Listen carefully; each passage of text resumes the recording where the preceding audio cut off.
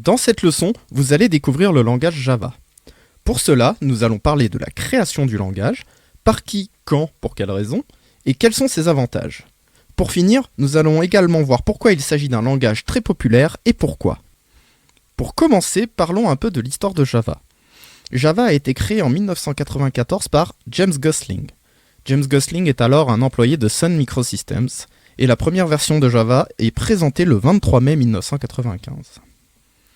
Le but de James Gosling était de constituer un langage de programmation pouvant être intégré dans les appareils électroménagers afin de pouvoir les contrôler, de les rendre interactifs et surtout de permettre une communication entre les appareils. L'idée d'écrire une seule fois du code exécutable sur différentes machines va ainsi naître. En anglais, on appelle cela « Write once, run everywhere ».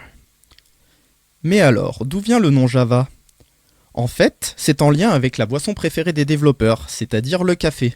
Dit comme ça, ce n'est vraiment pas évident, mais l'inspiration vient de l'île Java, qui est elle-même productrice de café.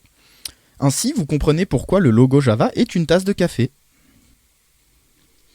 Terminons ce parcours de l'historique de Java avec un rapide coup d'œil sur l'historique des versions depuis Java 6. Ce sera largement suffisant pour comprendre l'évolution dans la fréquence des mises à jour du langage.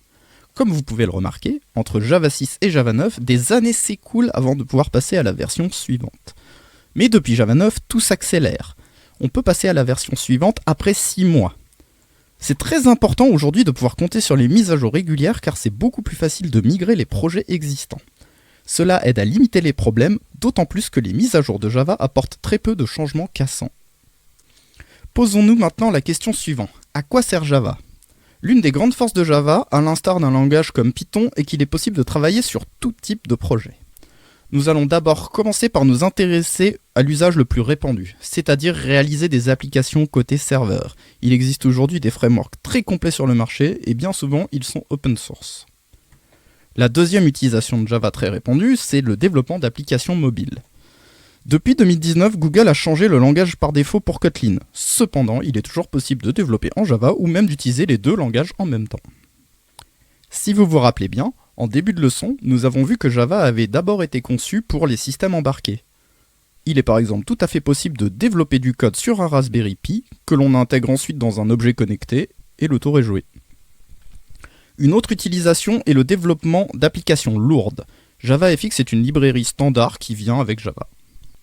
Un autre cas d'utilisation très répandu est le développement de librairies tierces que vous pouvez partager à d'autres développeurs. Pour finir, il est également possible de développer des jeux vidéo comme en atteste Minecraft qui est aujourd'hui un succès planétaire.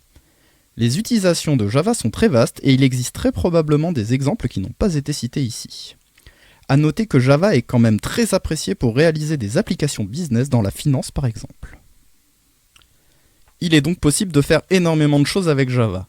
Mais qu'en est-il de sa popularité ? Comme le montre ce graphique, depuis le début des années 2000 jusqu'à aujourd'hui, Java est resté l'un des langages de programmation les plus populaires au monde. C'est un fait particulièrement remarquable qui montre que le langage est très rarement un mauvais choix de technologie pour se lancer sur un nouveau projet. C'est bien beau de dire que Java est un langage populaire, mais pourquoi donc ? La première raison est qu'il s'agit d'un langage de haut niveau. Mais qu'est-ce qu'un langage de haut niveau, me direz-vous ? Il s'agit d'un langage qui a une syntaxe très proche de celle du langage humain.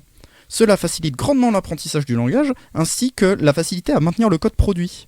De plus, vous n'aurez pas à gérer manuellement la mémoire, à l'inverse d'un langage comme le C. Ensuite, c'est un langage multi-paradigme. Ce n'a pas toujours été le cas, mais grâce aux mises à jour successives de Java, de nouveaux paradigmes ont été introduits comme la programmation générique ou encore la programmation fonctionnelle. Une des grandes forces de Java provient de son écosystème.